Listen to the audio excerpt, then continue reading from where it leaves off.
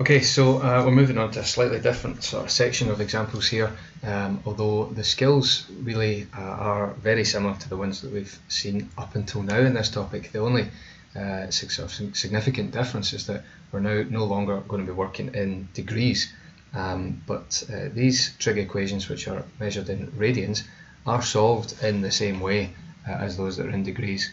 And you can tell when an equation is in radians because there will be no degree sign anywhere. You maybe noticed in the earlier examples we've got x degrees usually, but the other clue is that the domain here for x will be given in terms of pi. So you can see here 0 less than equal to x less than equal to 2 pi. So absence of degree sign and the domain given in terms of pi means we're working in radians.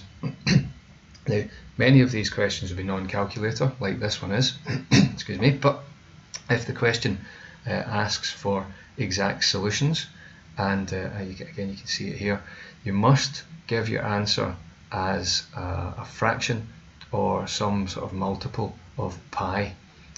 Some questions will actually allow you to use a calculator, but they can be even more of a pain because you then need to use the radians mode setting on your calculator.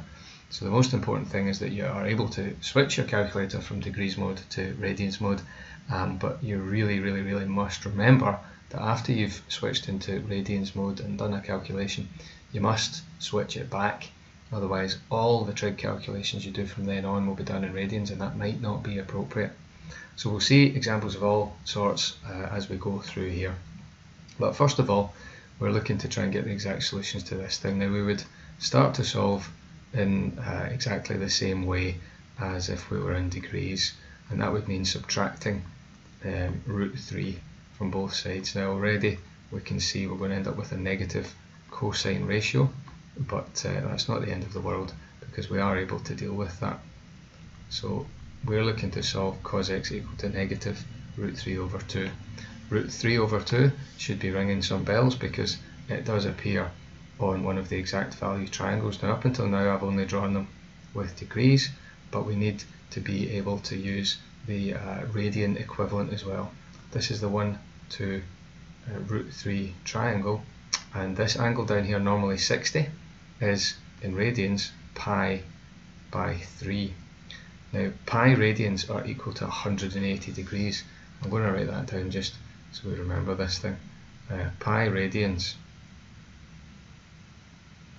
is equal to 180 degrees. That means that where we had 60 degrees normally here, we need, well, that's a third of 180, so that would be a third of pi. And similarly with this angle at the top, this is normally 30 degrees, that is a sixth of 180. So this is pi over 6. Now, although radians might feel unfamiliar, it really is a good idea to try and get comfortable using them because they will save you time and they will increase accuracy as you do more and more of these questions. So for the radians questions, when we draw an exact value triangle, we're drawing it using radians. We're not going to bother to try and change the degrees and change back or anything. We're going to work with radians and just embrace them because actually you'll see that allows us to answer questions with exact values as long as our fraction skills are up to standard. So here we would try and solve this equation. Because it's negative, we need our first quadrant angle, and our first quadrant angle is going to be the inverse cos of just positive root 3 over 2. And we can get that first quadrant angle when we look at this diagram and we say which of the angles has an adjacent of root 3 and a hypotenuse of 2.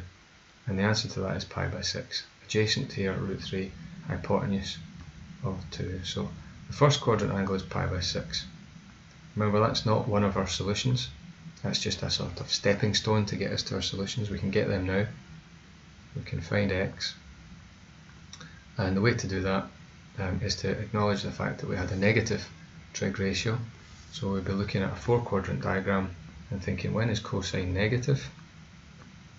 Well, it's positive in the first and fourth quadrants, A and C, so it's negative in these two. And the way to find your solution normally would be 180 minus and 180 plus, but we're not talking about degrees, so instead of 180 degrees we're using pi radians.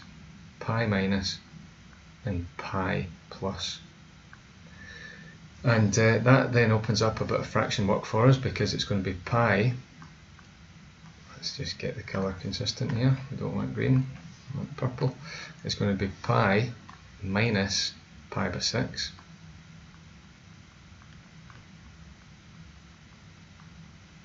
and the other solution is pi plus pi by 6. Now take as many steps as you need with this. If you want to write this as pi over 1 and then get a common denominator of 6 on each of these, then that's absolutely fine. If you want to do fraction working out at the side, so by that I mean pi minus pi by 6 is the same as pi over 1 minus pi by 6. If you want to do working at the side here, it's absolutely fine, or you can put it in the main body of your answer, that's also okay. But this thing here will become 6 pi over 6. Once you get that common denominator of 6, then you can do the subtraction. 6 pi by 6 minus pi by 6 leaves you with 5 pi by 6. Now, nothing at all wrong with that. If you're in any way uncertain or unsure, just set out the working, get the common denominator and get these fractions right. You might be able to see from here that a whole pi, that's what we've got here, minus a sixth of a pi leaves you with 5/6 of a pi. That's also okay, just to go straight to that answer there. And similarly over here, this is a whole pi plus a sixth of a pi, which gives 7/6 of pi, or 7 pi by 6. So you don't need working, but if you want to take the steps to get it right, then I would absolutely suggest that you do that, and then you make sure you get both of these radian values correct. Now I have got the graph on Desmos. We want to just see what Desmos does.